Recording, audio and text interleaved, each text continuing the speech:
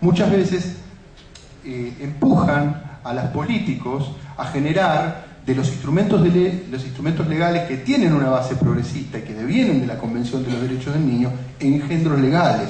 Y las implementaciones, obviamente, son autoritarias. Son autoritarias. Esto es lo que ocurrió en la provincia de Buenos Aires. Un bombardeo constante de los problemas del conurbano, cuestiones del delito, la minoridad y demás, y leyes que tenían que ver con un espíritu progresista, con una idea de infancia pensada desde otro lugar, se transformó en un sistema altamente autoritario, con especialidad mediante. Con especialidad mediante. Esto lo voy a explicar con una radiografía muy fina. En la provincia de Buenos Aires, en el año 2008, no traje un PowerPoint, pero esto lo sé de memoria porque lo repito. El elenco estable, el concepto de elenco estable viene de un sociólogo, el elenco estable de chicos tutelados o dentro de la órbita del patronato para la infancia de la provincia, dependiente del Consejo del Menor, un decreto que existía en la provincia, la 10.0067, que usaban los jueces, no existían ni los defensores ni los fiscales, tenía dentro de institutos para menores, encerrado hacia mediados del 2008, cuando se implementa el sistema penal juvenil, 280 chicos. Encierro absoluto. 280 chicos. Esta era la foto a julio del 2008. La queja de los operadores, de los movimientos sociales, de los jueces, del Poder Ejecutivo era crear o generar para la provincia de Buenos Aires un instrumento que modifique esta situación, que reduzca esta tasa. Obviamente que 280 chicos presos para 20.000 que había, o no, 15.000 que había entonces adultos presos era muy poco, y para 14 millones de habitantes era muy poco. Sin embargo, era un problema, porque esos 280 chicos no tenían debido proceso. Eran 280 chicos depositados sin proceso legal, es decir, estaban confinados. Para el 2010, con un sistema penal juvenil garantista, cuya base es la mínima intervención y la última ratio conforme al artículo 37b de la Convención de los Derechos del Niño, la provincia de Buenos Aires tenía 680 personas dentro de los centros de encierro, incluyendo menores de 16, es decir, de 14, 12, en menor proporción, obviamente. Podría llegar, esa es una cifra negra, porque nunca se supo realmente cuál era la cifra o cuál es la cifra de chicos por debajo de los 16, bajo la figura del artículo 64 de la nueva ley, que estaban tutelados dentro del sistema penal juvenil especial y garantista que establecía la ley 70. O sea, duplicaba el elenco estable de los niños tutelados del sistema de patronato de la infancia. ¿Cómo era esto posible? ¿Cómo se explica que un sistema mucho más garantista que el sistema del patronato de la infancia, que solo le implicaba al juez, el policía le traía al niño al juez, el juez mandaba a hacer un informe, el chico estaba en situación irregular y lo depositaba en un instituto por tiempo discrecional? Era mucho más garantista que el otro. Esto tiene muchas explicaciones. O sea, hay varios sociólogos que han estudiado este problema. En realidad este problema lo estudiaron, este problema fue estudiado en otros países también. Esto ha ocurrido en otros países. En parte el problema tiene que ver con lo que dije antes. Es decir, la no implementación del sistema de promoción y protección, los jueces de cara solo a un sistema penal juvenil y no frente a un sistema de contención, por lo tanto tienden a decidir de manera conservadora. Es decir, si ven que del otro lado, lo que es el sistema de promoción y protección, un chico que supuestamente cometió un arrebato, si ven que del otro lado no hay un dispositivo, que no hay operadores, no hay un servicio local, no hay una coordinación interministerial con el equipo de salud mental, etc., no van a dejar al chico en la calle, no lo van a devolver al mismo lugar, porque saben que no va a haber un programa de contención real, porque van a saber o se van a quejar de que el Poder Ejecutivo dictó la ley de promoción y protección pero no la implementa, no tiene el servicio local, etc. Van a tirar a la prisión preventiva, porque los medios también van a bombardear de que lo hagan así. Es decir, los jueces penales juveniles, pese al garantismo que los rige, tendieron entre el 2008 y el 2010 a asegurar la prisionalización o las tasas de prisionalización por arriba del elenco estable de tutelados del año 2008, porque no se había implementado el sistema de promoción y protección y porque obviamente la demagogia punitiva gobernó o gobierna actualmente la provincia de Buenos Aires desde entonces. Esta es una primera hipótesis. Esta hipótesis no es mía, la han escrito algunos sociólogos que trabajan, algunos en la Comisión por la Memoria, en la Provincia de Buenos Aires, han sugerido esta primera hipótesis. Al año 2013, ¿ustedes saben cuál es la tasa de prisionalizados? La de 2010 era la que les dije, había duplicado, 600 y pico. Hoy en día está a 1000 y pico de prisionalizados. Ha construido más institutos de encierro de los que tenía al 2008 con su elenco estable de tutelados. Es decir, se ha producido un efecto hacinamiento. ¿Por qué? Porque antes el decreto ley de la disposición tutelar, que no tenía plazos y era discrecional, le daba al juez un margen de maniobra muy amplio para sacar y dejar institutos de encierro a chicos. Ahora, con el proceso penal juvenil, tiene a defensores que se quejan, a fiscales que acusan, la cosa está mucho más reglamentada, es más compleja. Pero aparece el problema de la prisión preventiva, que es el problema de los adultos. O sea, este problema que en realidad tiene el sistema penal juvenil de la Provincia de Buenos Aires lo tuvo en el año 1998 con el modelo acusatorio para adultos. Cuando existía el modelo inquisitivo, hasta el año 98, la cantidad de condenas en relación a las prisiones preventivas a las prisiones preventivas que se dictaban y al encierro que había en las cárceles de la provincia, era más o menos proporcional, 9.000, 10.000, 12.000, al año 1998. Para el año 2008, el sistema procesal penal de los adultos ya tenía 16.000, 17.000 personas encarceladas, con un modelo acusatorio y no inquisitivo. Lo había duplicado. Esto como consecuencia de la prisión preventiva. O sea, ¿no? La prisión preventiva generó que haya 80% de personas presas en cárceles de la provincia por prisiones preventivas y un 20% de condenados, hasta que la Corte Nacional dictó el fallo Berbisky y trató de resolver este problema. Que en realidad no lo resolvió, porque el fallo Berbisky se dictó en 2004 o 2005. En un momento en que creo que las tasas daban 30.000. Creo que ahí me contradigo. Ahí daban algo así, 29.000, 30.000, creo que es la cifra actual, ¿no? Son actualmente donde sigue existiendo el problema de la proporción hegemónica de los prisionalizados por prisión preventiva que por condenas firmes. Es decir, vuelvo atrás. ¿Qué pasó en el 2008 con el sistema penal juvenil? Copió los vicios del sistema penal de adultos. Copió exactamente los vicios del sistema penal. Hizo una tendencia hacia la prisión preventiva, hacia el encierro cautelar.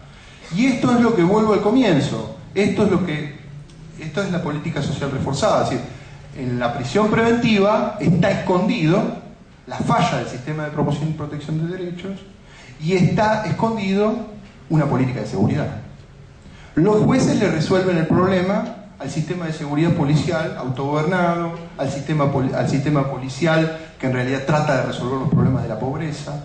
O sea, los jueces con la prisión preventiva resuelven políticas sociales en la prisión, de pibes, de jóvenes. Esto lo digo como problema para Catamarca, lo planteo como un problema para Catamarca. ¿Cómo generar un sistema penal juvenil no demagógico y que los jueces no tiendan a la prisión preventiva si tienen un modelo de promoción y protección de derechos ni funifa? Ojalá tengan un modelo o un sistema de promoción. Supongo que la complejidad de Catamarca no es la provincia de Buenos Aires, pero tampoco la subestimo. Ni la de Mendoza, pero tampoco la subestimo. Digo, jueces que no tiendan a la prisión preventiva, que tiendan a las salidas alternativas, a los arrestos domiciliarios con algún tipo. Ni siquiera a los arrestos domiciliarios porque implican prisión preventiva. Digo, a las salidas alternativas de los conflictos. O que tiendan a los juicios, al debate, con el chico llegando al debate sin prisionalización, como establece el artículo 18 de la Constitución. Los jóvenes llegan en libertad a los debates, y si en el debate son condenados porque los encuentran responsables, bueno, en todo caso la prisión va a ser como consecuencia de una condena, no como una consecuencia de la prisión preventiva. Con lo cual, la verosimilitud del derecho es mucho más fuerte. Jueces que esperan hasta el momento del debate para dictar una privación de libertad. Esto me parece muy importante. Otra de las cuestiones que generaron estas tasas excesivas de prisionalización es la cultura judicial. La cultura judicial, y no voy a hablar de la cultura judicial de la provincia de Buenos Aires, voy a hablar de la cultura judicial nacional y de las provincias. Culturas judiciales autoritarias. Hoy en día se habla de la democratización de la justicia. ¿Cómo implementar un sistema penal juvenil garantista con culturas judiciales autoritarias, cuyas prácticas son la tutela, no solo de los niños, sino también la de los adultos? ¿Cómo generar un sistema penal juvenil con garantías, con prácticas democráticas, tal y sin eufemismos, tal como contó Rodrigo acá, sin verticalidad de los jueces, sin militarización hacia adentro entre los empleados y los jueces? ¿Cómo generar una impronta democrática hacia dentro del sistema penal juvenil si los jueces siguen hablando en latín y los pibes hablan en otro lenguaje, en la calle? ¿Cómo generar un sistema penal juvenil democrático si, en todo caso, existe una distancia ornamental entre los jueces y la sociedad? Si existe un desentendimiento entre los problemas de la calle y la vulneración de derechos y jueces que viven encerrados en countries y que cobran y que permanecen en su cargo hasta que se jubilen y no como y de alguna manera gozan estos privilegios.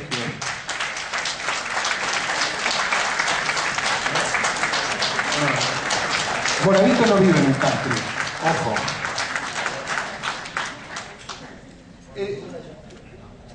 Por la duda, yo no vivo en country, ¿eh?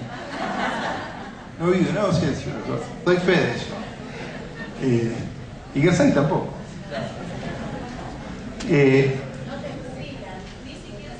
Ni siquiera se jubila. Bueno, la cultura judicial, o sea, cuando uno piensa las prácticas penales juveniles, las prácticas de los pibes, porque los pibes llegan a un sistema penal juvenil que supuestamente, tal cual lo establece la Convención, los artículos 37, 40, 16, 12, de derecho a ser oído, debería ser un derecho amigable, digo, un derecho de comprensión, porque digamos se trata de la responsabilidad del niño, el niño debe comprender de lo que se le está imputando, debe ser un sistema de alguna manera educativo, pero no educativo en un sentido de ortopedia, como dice Foucault, de la ortopedia educativa, del paternalismo educativo, no, la educación horizontal, en todo caso, donde el juez también debe dar el ejemplo en ese sentido, no bajar línea al pibe porque está delante de él, el modelo paternal de la educación de que le da el sermón al pibe. El sistema penal juvenil amigable, conforme el artículo 12, el derecho a ser oído, donde el chico tiene la palabra, es escuchado, y el juez no dice primero hasta que el chico escucha, hasta que el chico habla y explica. Es un sistema donde la cultura judicial autoritaria, histórica, para dentro de las provincias de nuestro país, entra en crisis, porque digamos, uno de los fracasos del sistema penal juvenil de la provincia de Buenos Aires es la distancia entre los chicos y los jueces. Yo lo vivo diario, ¿eh? Los chicos se sientan frente a los jueces y los jueces es como que los ignoran, no, hay una distancia sideral y el juez le dicta la prisión preventiva o lo condena o lo juzga. Es decir, hay la mediación cultural y el concepto de humanidad que se da o se da dentro de los procesos penales juveniles es muy fuerte. Los operadores tienen que tener dolencia, no indolencia, tienen que tener dolencia, tienen que tener humanismo, pero no humanismo que después deviene en el otro humanismo que es el paternalismo. Es otro tipo de humanismo, sensibilidad.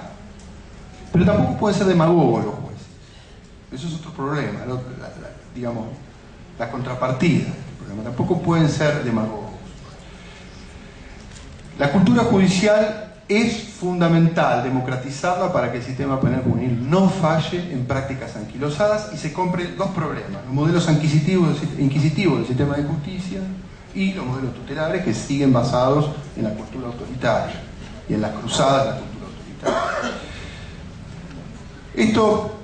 Esto como segundo problema que planteo, que lo tiene la provincia de Buenos Aires y ha producido la falla del sistema y ha duplicado las tasas de encierro.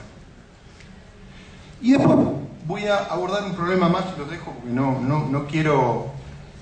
Hay una discusión eterna en la provincia de Buenos Aires, es el delito juvenil, ¿no? El delito que... Hoy estuvimos hablando con Emilio García Méndez y Emilio me decía que bueno, que en Latinoamérica el delito de los menores son el gran problema de la seguridad. No se habla de seguridad en Latinoamérica, menos en un país, me dice Emilio, el problema son los menores, en todo Latinoamérica. En Argentina, el decreto 2278, supuestamente, esto es lo que decía Emilio hoy, pareciera ser que el decreto 2278 taparía ese problema. Sin embargo, últimamente los diarios empezaron a poner la cuestión de la minoridad como el problema de la seguridad. Pareciera ser que más que los adultos son los menores los que generan el problema de inseguridad. Ahora también pareciera ser que en la Argentina ha habido hechos resonantes, en la provincia de Buenos Aires, en el interior también.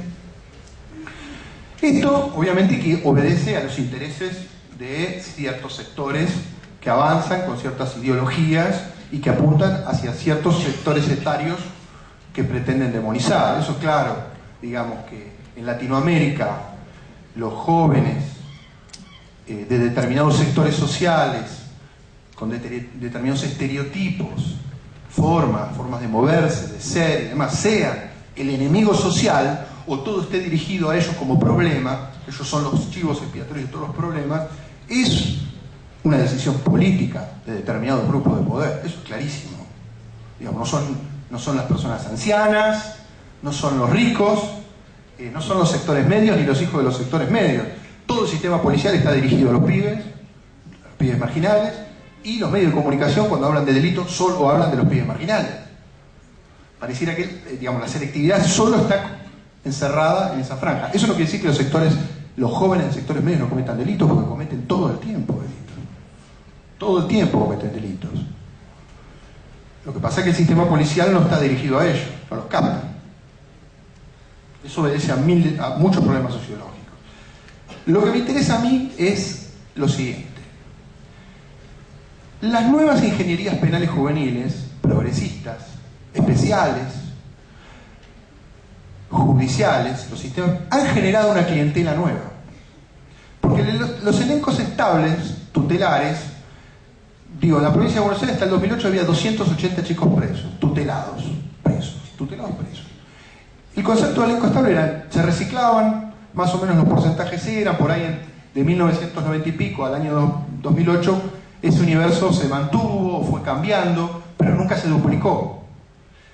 Una de las primeras hipótesis que se podría sostener es que el sistema penal juvenil creó su propia clientela. Esto lo explican varias teorías sociológicas y criminológicas. O sea, hay un libro famoso de un norteamericano que se llama Anthony Platt, que se llama Los Salvadores del Niño, o la invención de la delincuencia, donde Platt sugiere esta tesis del labeling approach, la teoría del etiquetamiento para algunos. Todo sistema penal juvenil duplica porque al generar una captación, una etiqueta nueva de un tipo de cliente, de un tipo de sujeto que comete infracciones a la ley penal juvenil, es el que siempre va a captar. Lo va a ir perfilando con el tiempo y va a ir consumiendo más. Platt lo plantea como un problema en Estados Unidos, cuando la Corte norteamericana resuelve en el año 1967 darle un debido proceso a los niños a través de un fallo que se llamó Enregaud, donde la Corte de Estados Unidos dice que los niñas y adolescentes tienen frente al poder punitivo el derecho al debido proceso. Y el derecho al debido proceso, a mi entender, se resume en el derecho de defensa en juicio. La posibilidad de que los niños tengan defensa pagada por ellos o por sus padres, y si no la tienen pagada porque no tienen dinero para costeársela, un defensor público o de oficio. En Estados Unidos no existe el defensor público, existen los abogados de oficio, digamos, de la matrícula designados o por sorteo. El debido proceso que genera el fallo de Enregaud en Estados Unidos crea la figura del defensor de niños, permite la presencia del defensor de niños y la contrabalancea con el fiscal, y permite, por supuesto, que los jueces salgan de la figura del omnipoder y queden como sujetos terceros imparciales frente al litigio, ¿no? El debido proceso, tal como se entiende en el litigio norteamericano, que nosotros exportamos como modelos acusatorios, mixtos o puros, bastardos, etc. Lo cierto es que el derecho de defensa pública establecido a partir del 89 en la Convención de los Derechos, que recoge el guante de la enmienda 14 norteamericana, el fallo en Revolt, pese a que los norteamericanos no receptan la Convención de los Derechos del Niño, no la incorporan como tratado, aquel fallo Gold del 67 es tomado por la comunidad internacional y se establece en el artículo 40 de la Convención, que establece el estándar de defensa de los niños y adolescentes. El sistema penal juvenil, de alguna manera, con la captación policial, genera la acusación sobre el niño, o genera la potestad punitiva sobre el niño frente a la posibilidad del niño de defenderse del poder punitivo, pero también genera la posibilidad de que el niño a través del proceso le dé un sentido al proceso penal juvenil. El reciclaje o el pasaje de niños y adolescentes por los procesos penales juveniles pueden tener muchas variantes. La capacidad que tenga la defensa pública de niños es la válvula de ese sistema, a mi entender. La debilidad, la fortaleza de las defensas públicas de niños o las defensas privadas de niños, la defensa integral de niños, es lo que determina, a mi entender, si los sistemas penales juveniles fabrican clientelas, las multiplican o las reducen. Porque son las defensas las que en todo caso le hacen ver al sistema dónde está la garantía violada a un joven o cuándo un joven debió haber entrado al sistema penal juvenil y cuándo debió haber no entrado y haber pasado por el sistema de promoción y protección de derechos. Es decir, la defensa pública, si no existe, si está cooptada por el sistema de justicia, genera mayor clientela penal juvenil. Esto lo vivo yo porque yo soy defensor penal juvenil. Escribí alguna tesis sobre este tema, viendo a mis colegas defensores penales juveniles en su trabajo, viendo a los colegas de otros departamentos judiciales, viendo cómo funcionan las asesorías de menores como todavía tienen algunas provincias. He visto que en realidad, si la figura es invisible, el sistema penal juvenil tiende a acrecentar su propio cliente y a multiplicar su población criminalizada. El poder secundario o el poder de criminalización secundario es muy fuerte, en tanto no tiene un limitador. Esto quizás pase con los adultos, con el sistema penal de adultos también, pero es un problema particular de los sistemas penales juveniles, las fortalezas o las debilidades de las defensas públicas. En la provincia de Buenos Aires la defensa penal juvenil es débil. Por lo tanto, esa debilidad está reflejada en las tasas de encierro que les conté recién. Yo me siento como Gersani y como Moravito. Sí, qué lindo el sistema penal juvenil, qué lindo que haya defensores públicos, pero somos pocos. O creemos que somos pocos los que podemos generar una defensa activista de jóvenes en los procesos penales juveniles. El problema de los defensores públicos de la provincia de Buenos Aires es que son cooptados por los jueces y los fiscales. A mí, el primer día que entré, a que empecé mis funciones, el 15 de julio de 2008, un juez me dijo: este pibe lo conozco de hace un montón, no vas a hacerme planteos raros con este pibe. Este pibe tiene que ir a un instituto porque cuando tenía 12 mató a tal, y ahora que vino porque roba a fulano de tal, no me hagas planteos porque yo te voy a rechazar, le voy a dictar prisión preventiva. Obviamente que ahí es donde comienza el problema. El defensor público es parte de la casta judicial, es parte de la cultura judicial. Está del otro lado del mostrador, es amigo de los jueces, come con los asados con los jueces, es parte de la estructura. Tiene los privilegios, cobra lo mismo que un juez. ¿Qué le va a decir que no al juez? ¿Le va a decir que sí? ¿Va a traicionar al chico o le va a traicionar al juez? El problema de la lealtad y la traición a los niños que son defendidos. Del 100% de niños, del porcentaje de niños que son, de niños y adolescentes que son defendidos por la defensa pública en la provincia de Buenos Aires, en procesos penales juveniles es del 98%. La defensa pública juvenil de la provincia de Buenos Aires está cooptada por los jueces y los fiscales. Todo es abreviado, todo es un arreglo entre bambalinas. Las audiencias son bastante farsas, porque todo está cocinado de antemano. Los defensores pocas veces caen y descolocan al juez en un planteo, siendo que es un proceso oral, contradictorio, acusatorio y de litigio estratégico, porque ahí rige el pleno debido proceso, bajo el concepto de modelo acusatorio bastante puro. En este sentido la defensa pública está cooptada.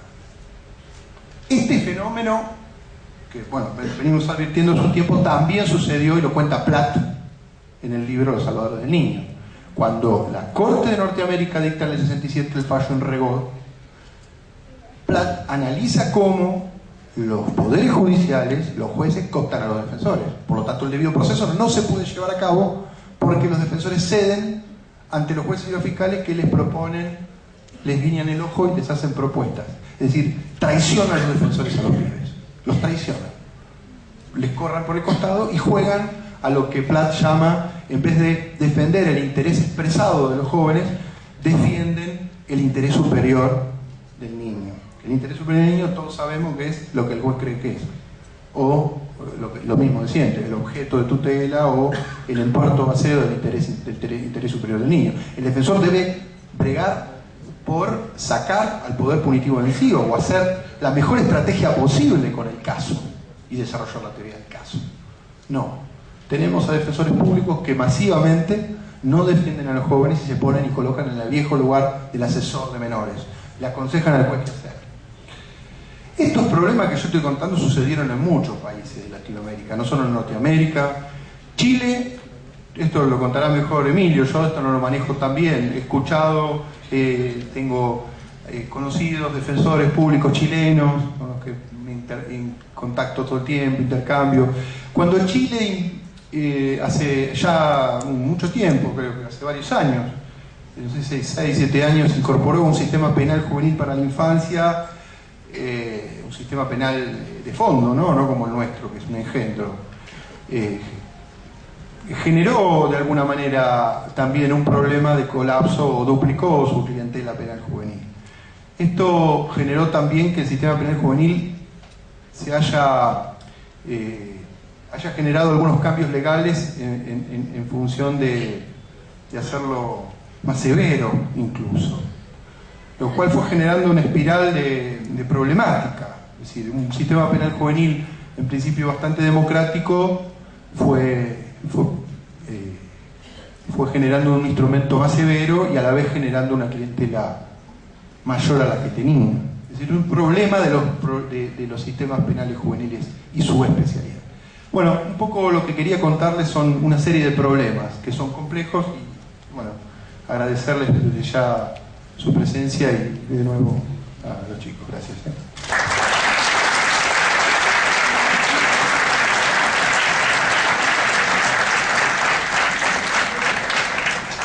Agradecemos las disertaciones del doctor Mario Rodrigo Moravito y del doctor Julián Axar. A continuación queda abierto el panel para las preguntas por parte de los presentes.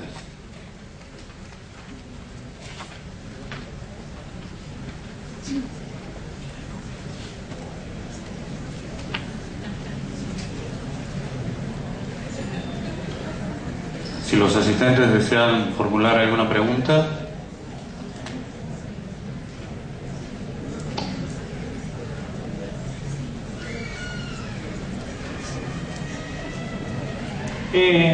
Buenas tardes, doctor. Mi inquietud con respecto a su disertación. Soy Hugo Reynoso, soy un civil. Usted disertó sobre la recuperación, ¿no es cierto?, sobre la recuperación del menor cuando está, ¿no es cierto?, cuando ha comúnmente mal dicho, ha caído, ¿no es cierto?, bajo las esferas de la justicia, porque se ha transformado quizás en su conducta en un delito.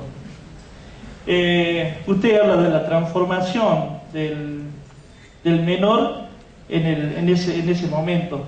¿No hay una preocupación o no hay los medios, el Estado no posibilita de que eso se prevenga antes, cuando recién se inicia el menor en una conducta de libertad, de libertinaje o en su conducta de libertad en la vía pública, cuando uno los observa que en la vía pública transitan deliberadamente a través de quizás de una falta de una sociedad que le brinde a ellos la seguridad, el calor, para prevenirlos. Sí. A ver, yo creo personalmente que ¿sabes qué? Voy a decirte algo. Mira, en un foro de la infancia de las Naciones Unidas del año 2002, muchos habrán escuchado esta frase. Nosotros, dijeron los niños, no somos la fuente de los problemas, somos los recursos para resolverlos, ¿no? Entonces, yo creo que sí, la idea que usted plantea es esa. Me parece que el Estado debe contar con las herramientas necesarias para poder prevenir el delito y actuar en el entorno. Y yo creo que principalmente, y a lo mejor esto pueden coincidir algunos, otros no, lo cierto es lo que estamos en el fuero cotidiano todos los días de la justicia, tenemos obviamente una visión, si se quiere, un poco más minuciosa a veces del tema de la cuestión. Usted me pregunta del tema de la familia, y bueno, a mí me parece que bueno, lo principal es que el pibe tenga contención en la familia, y esto lo dice la Convención de los Derechos del Niño, ¿no? O sea, el núcleo fundamental para el crecimiento, el desarrollo, la contención, el amor del niño es la familia. Bueno, evidentemente después los adultos, el problema es que nosotros los adultos tenemos una reticencia importante de ver a los niños como ciudadanos de derecho o como sujetos de derecho. Pero eso es lo que quiere la Convención de los Derechos del Niño y creo que es lo que hay que poner en práctica.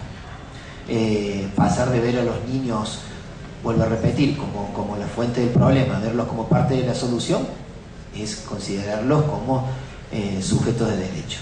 De todos modos, a mí me asombran de sobremanera, y he visto a algunos de los chicos que he estado en el secundario hace poco, que cuando uno los escucha es asombroso lo que tienen para decirnos. Sí, el Estado tiene muchas herramientas para prevenir, por eso hablaba de las políticas sociales siempre tienen que ser primeras en el tiempo que las políticas retributivas, porque la política retributiva, la política, si se quiere, de mano dura, de encarcelamiento, lo único que hace es neutralizar al pibe por un momento, por un tiempo, pero después vuelve a la sociedad y vuelve con más sentimiento quizás de como hoy están las cuestiones en los contextos de encierro, y vuelve más como un sentimiento de ser más víctima que victimario, ¿no? Pero sí creo que se puede, que el Estado tiene las herramientas y también requiere, obviamente, como decía Julián, el compromiso de todos. Nada sirve tener una justicia garantista si no tenemos las herramientas tampoco. O sea, el esfuerzo tiene que ser de todos y de la sociedad en su conjunto. Hoy la sociedad hay que dar la vuelta como una media, ¿viste? Cuando vos das la vuelta a la media en la casa, ¿viste? Hay que dar la vuelta. Hoy todos piden resocialización para todo el mundo, pero lo primero que tenemos que resocializar no somos la sociedad toda, porque somos parte de esto también, ¿no? Doctor, no obstante eso, en algún momento de la locución se puso de manifiesto el Plan Universal por Hijo, en la cual alguien de ustedes los dos dijo de que no se dirigía exactamente a ese término, ¿no es cierto?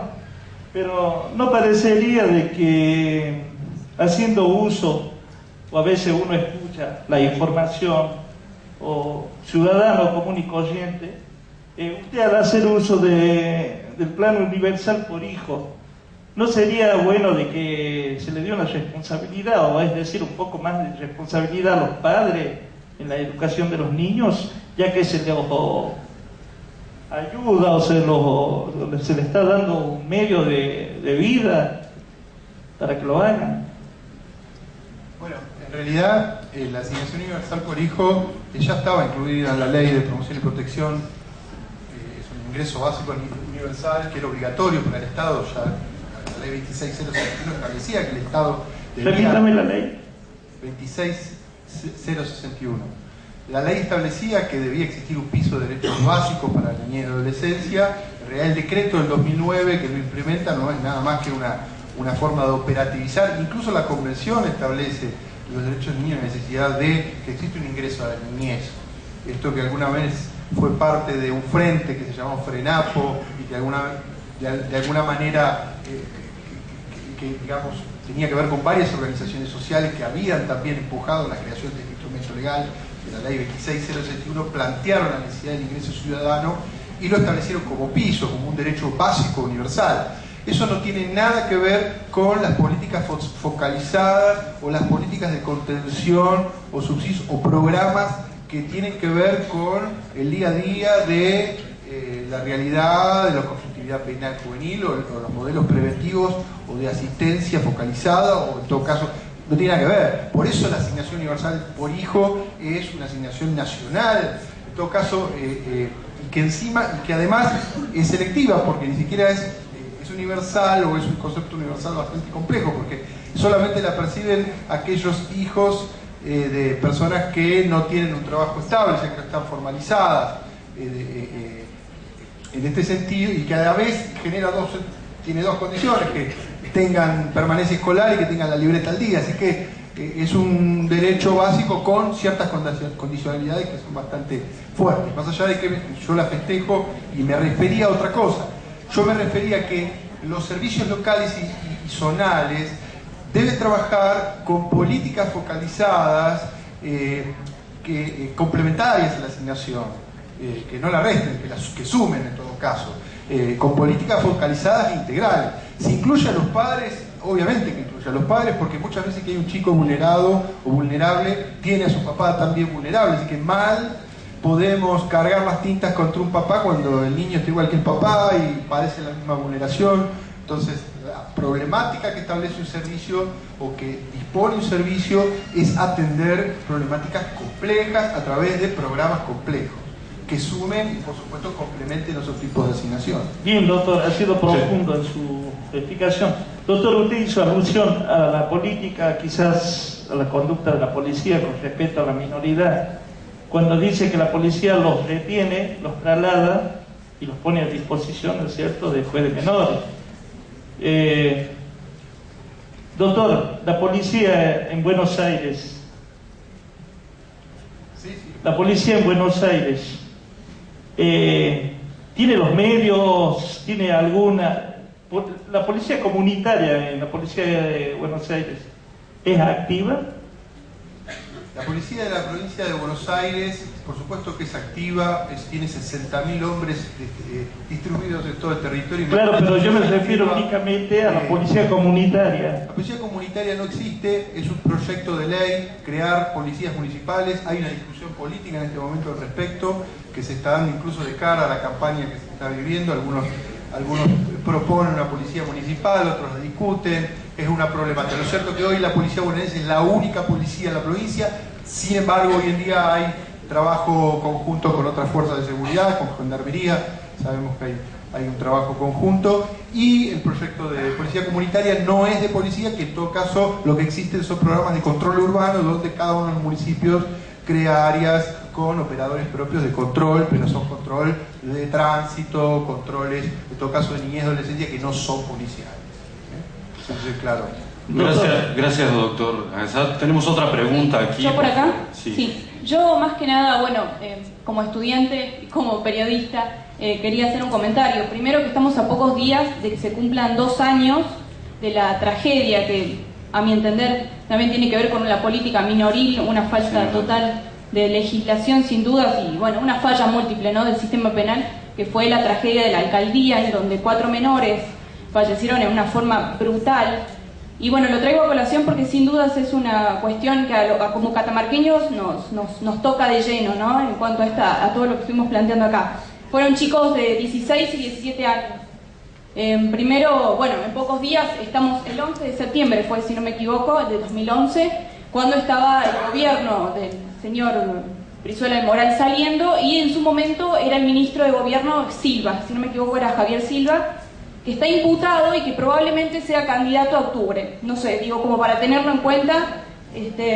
Bueno, eso nada más. Y como periodista también me parece espectacular el análisis esto del progresismo versus el comentario constante de los medios reforzando, ¿no?, este miedo a los jóvenes. Totalmente de acuerdo, y en Catamarca muy reforzado, sin lugar a dudas. Tenemos una pregunta aquí, esa es la pregunta. Y de ahí tenemos la otra, cumplimos con las 4 y vamos al receso porque estamos muy justos con los tiempos. Por favor. Bueno, buenas tardes, doctor. Felicitaciones por el abordaje y todo lo que tiene que ver con la explicación. La pregunta va dirigida especialmente, particularmente, al doctor Julián Axat, quien ha desarrollado todo lo que es una experiencia muy rica en lo que es la provincia de Buenos Aires. Seguramente es abismalmente opuesta a lo que pasa en Catamarca. Tal vez acá las realidades pueden ser similares, pero acá se ven mucho más de cerca, por un lado, y por otro lado tiene que ver con tal vez situaciones relacionadas a lo que usted también una parte abordaba, los niveles de marginalidad, de pobreza, de toda esa situación. Hay un tema ahí que no sé si entendí mal, pero de alguna manera me gustaría que nos explique. Yo soy legislador provincial, mi nombre es Rubén Ceballos, integro la Comisión de Niñez, Adolescencia y Familia, y es un tema que nosotros lo abordamos con absoluta responsabilidad, sin ningún interés particular, sin responder a ningún interés partidario, porque entendemos la inmensa responsabilidad que significa legislar sobre los niños, adolescentes, familia. Y en este momento estamos debatiendo una ley muy importante que tiene que ver con la violencia familiar y de género. Entonces, en una parte usted hablaba de la presión que ejerce la prensa al Poder Judicial y que de alguna manera orienta a que también las leyes se condicionen y de alguna manera, por añadidura, condicionar al Poder Legislativo a definir tal o cual ley y en algunos casos tal vez a libro cerrado. Nosotros somos, al menos en este caso tan importante para nosotros en Catamarca, por la experiencia que nos ha tocado de desarrollar con todos los integrantes de la Comisión de Niñez, Adolescencia y Familia, recorrer inclusive los lugares donde se alojan los menores, coordinar acciones con el Poder Judicial, con los dos jueces menores. Asumimos y nos involucramos con absoluta responsabilidad este tema. Entonces, transmitir también, por un lado, de que no es nuestro caso el tema de ningún condicionamiento, porque a nosotros nos supera cualquier interés particular o sectorial en el tratamiento de este tema. Pero por otro lado también preguntarle a usted, doctor Julián Axat, si es que considera de alguna manera alguna sugerencia que tenga que ver con lo que usted ha podido conocer en la provincia de Catamarca sobre alguna organización o alguna línea de trabajo que tenga que ver con un protocolo de procedimiento en todo lo que tiene que ver el tema del derecho penal juvenil. Muchas gracias.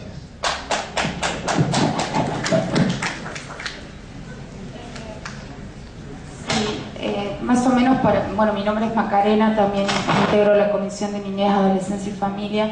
La verdad que lo que planteó el colega fue una cuestión que surgió después de tu intervención, de tu alocución, porque nos hace un poco de ruido internamente esto de que se traslade como mensaje que los poderes del Estado estamos merced a lo que el poder económico a través de los medios de comunicación logran.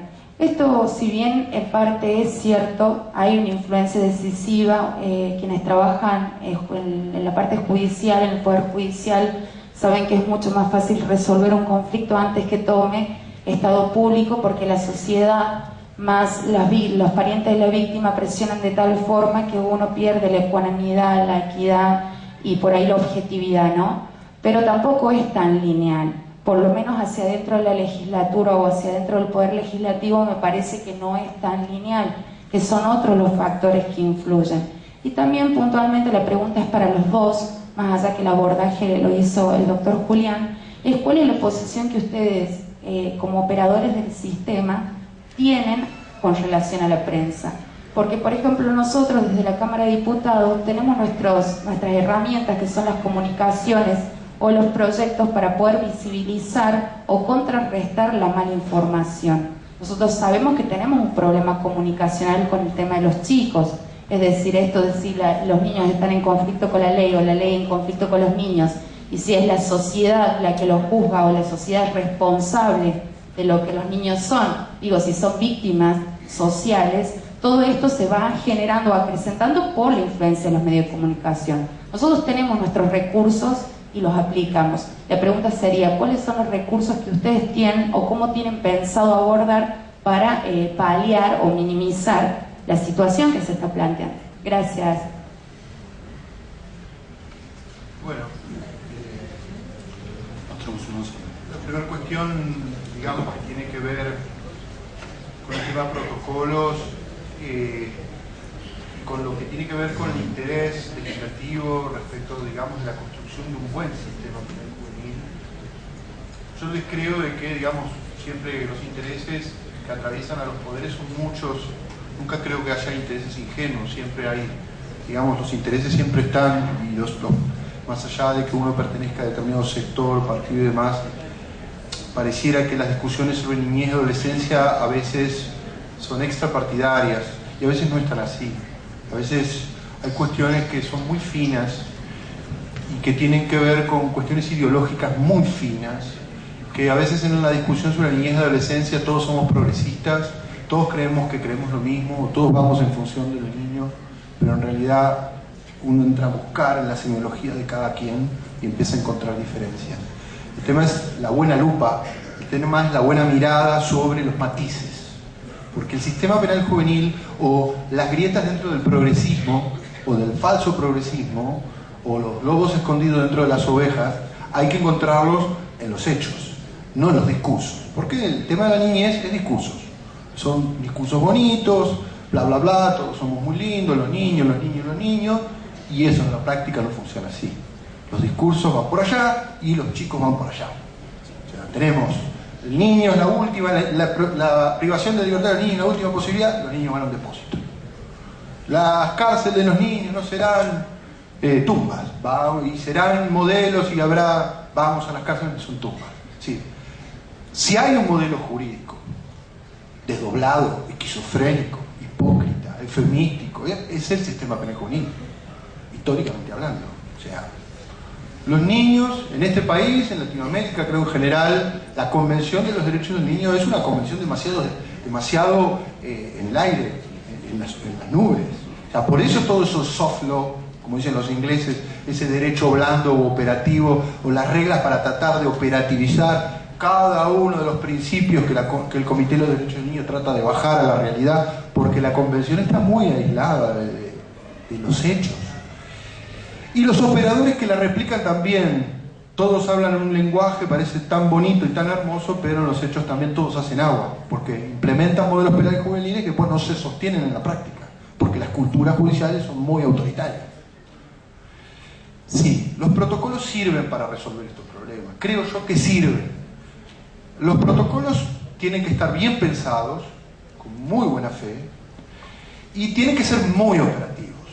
Y tienen que basarse en la experiencia de otras regiones y de otros territorios para y pensarla en el territorio local, para no exportar cosas que después no funcionan en otras realidades. Yo desconozco la realidad compleja de Catamarca, vino una vez, no me atrevería a decir qué protocolos para Catamarca, pero bueno, hay protocolos en la provincia de Buenos Aires, en algunos municipios de atención temprana de niñez, en temas, por ejemplo, de policía o en temas de salud mental, que son muy interesantes. Por ejemplo, en Morón se ha implementado un servicio local que trabaja bastante bien, que tiene un cuerpo de psicólogos que trabajan bastante bien, y lo más importante, en Morón, pese a algunos problemas que tiene Morón, porque es un municipio complejo, con tasas de delito altas, tiene zonas marginales, tienen otras opulentas. El intendente ha hablado con la policía, les ha dicho, ustedes llegan hasta acá y nosotros vamos hasta acá. Porque uno de los problemas de la provincia de Buenos Aires es la policía. O sea, la policía se lleva todo. El territorio de la provincia de Buenos Aires es la policía. Un servicio local que osa meterse en el terreno de un comisario y va a tener problemas. ¿Cómo va a meterse un grupo de psicólogos y asistentes sociales a una zona donde se vende droga? O que tiene un montón de tranzas y hay un montón de chiquitos vendiendo droga para ese tranza. Es decir, el servicio de atención temprana, la atención de la vulneración de derechos en el territorio, en las marginalidades complejas, depende de que la política arriba pacte con la policía, de que se corra del lugar. Porque si la policía le da cobertura al narcotráfico para trabajar en el territorio y no deja entrar al sistema de promoción y protección de derechos, es muy linda la ley de promoción y protección de derechos, pero la policía va a seguir gobernando el delito, va a seguir gobernando el narcotráfico, y los pibes van a seguir siendo carne de cañón de la policía y van a ser clientes de la policía. Entonces, los protocolos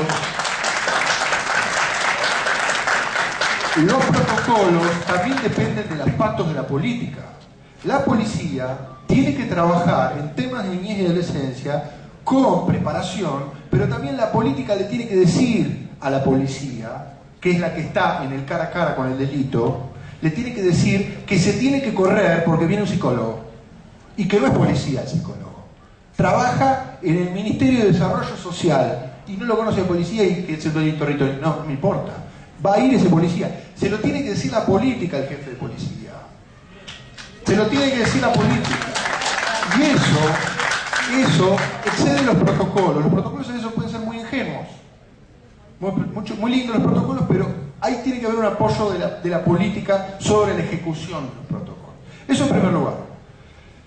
El Poder Judicial también debe obedecer a una línea hacia eso. Debe permitir también que el sistema de promoción trabaje en los territorios. Porque uno de los factores importantes de los modelos de protección es que el Estado vaya a los territorios, a los lugares de la vulneración. No que espere que el chico llegue al centro de la ciudad a hacer un desmán. Que trabaje en la complejidad de su barrio. Porque claro, los pibes cuando llegan al centro de la ciudad, donde vive el comerciante, donde está la policía que los corre, los vuelve a dejar en el margen, son un conflicto porque se visibilizan para la prensa, para el municipio, para el gobierno, porque el pibe está en el centro de la ciudad haciendo desmanes. Pero en realidad el problema del pibe es todo un recorrido